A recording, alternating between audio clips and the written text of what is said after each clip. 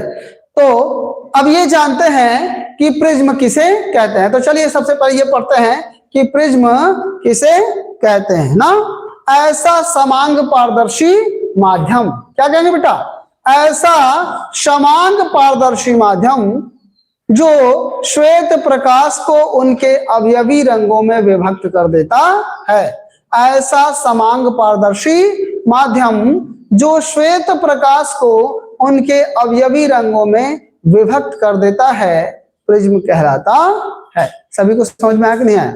बोले भाई, ऐसा समांग पारदर्शी माध्यम, क्या भाई, ऐसा समांग पारदर्शी माध्यम की बात की जा रही है। अब देखिए यहाँ पे ये नहीं बात की जा रही कि कांच का ही ऐसा समांग पारदर्शी माध्यम हो, हाँ, क्योंकि ये जो पारदर्शी माध्यम है ये आपका क्या हो सकता है, जल भी हो सकता है।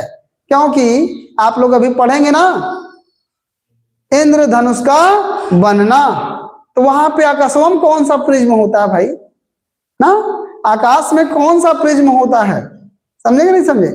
तो आपको बताया जा रहा है क्या, ऐसा समांग पारदर्शी माध्यम जो श्वेत प्रकाश को उनके अवयवी रंगों में विभक्त कर देता है। किसको?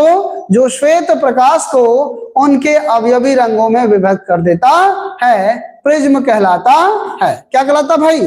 प्रिज्म कहलाता है, ठीक ना। फिर से सुनिए, ऐसा समांग पारदर्शी, तो वहां आकाश में जो जल की बूंदें होती हैं वही तो प्रिज्म का कार्य करती हैं। उसमें से जब प्रकाश गुजरता है तो वह श्वेत प्रकाश को उनके अवयवी रंगों में विभक्त कर देती है, ठीक ना।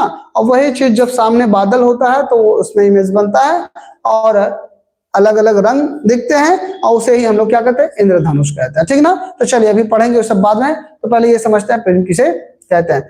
ऐसा समांग पारदर्शी माध्यम जो श्वेत प्रकाश को उनके अवयवी रंगों में विभक्त कर देता है, प्रिज्म कहलाता है। क्या कहलाता भाई? प्रिज्म कहलाता है। तो ये हो गया आपका प्रिज्म। चलिए फटाफट लिखिए और फिगर बना दीजिए, ठीक ना। मजा है समझ में?